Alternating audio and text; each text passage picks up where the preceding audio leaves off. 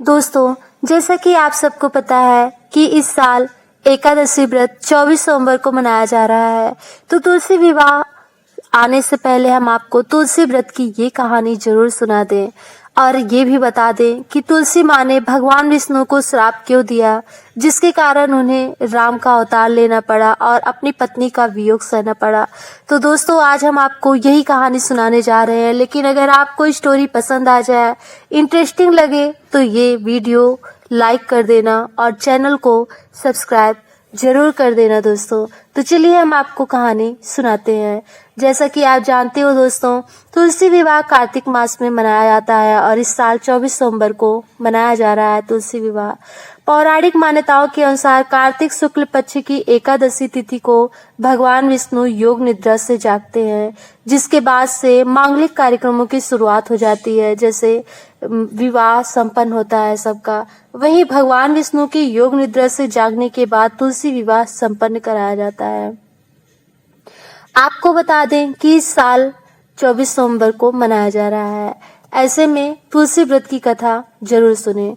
पौराणिक ग्रंथों के मुताबिक जालंधर नाम का एक राक्षस देवी देवताओं को अपने आतंक से तबाह कर रहा था। कहते हैं कि जालंधर की पत्नी वृंदा एक पतिव्रता नारी थी। कहा जाता है कि उसकी पूजा से जालंधर को किसी युद्ध में पराजय हासिल नहीं होती थी। इसके अलावा वृंदा भगवान विष्णु की परम भक्त थी। ऐसे में भगवान विष्णु की कृपा के कारण भी उसे युद्ध में हमेशा विजय हासिल होता था। एक दिन जालंधर स्वर्गलोक पर आक्रमण कर दिया, जिसके बाद सभी देवी देवता भगवान विष्णु के पास गए और उनसे रक्षा की गुहार लगाई। भगवान विष्णु इस बात को जानते थे कि वृंदा की भक्ति को भंग किए बिना जालंधर को परास्त करना मुमकिन नहीं है।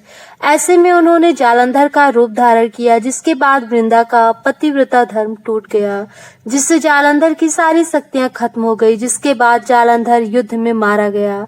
वृंदा को जालंधर की मृत्यु का समाचार मिला तो वह बहुत निराश हो गई।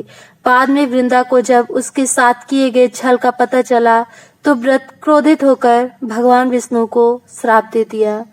वृंदा का पतिव्रता व्रत भंग होने की वजह से उसने भगवान श्री हरि को श्राप दिया, जिस तक आपने छल से मुझे वियोग का कष्ट दिया, उसी तरह आपकी पत्नी का भी छल से हरण होगा। साथ ही आप पत्थर के हो जाएंगे और उस पत्थर को लोग शालिग्राम के रूप में जानेंगे। कहते हैं कि वृंदा के श्राप की वजह से भगवान विष्णु दशरथ के पुत्र श्री राम के रूप में जन्म लिए। फिर बाद में उन्हें सीता हरण के वियोग का कष्ट झेलना पड़ा। कहा जाता है कि वृंदा पति के वियोग को सहन नहीं कर पाई और सती हो गई। और ये भी कहा जाता है कि वृंदा की राख से जो पौधा उत्पन्न हुआ उसे भगवान विष्णु ने तुलसी का नाम दिया, जिसके बाद भगवान विष्णु ने यह प्रण लिया कि वे तुलसी के बिना भोग ग्रहण नहीं करेंगे।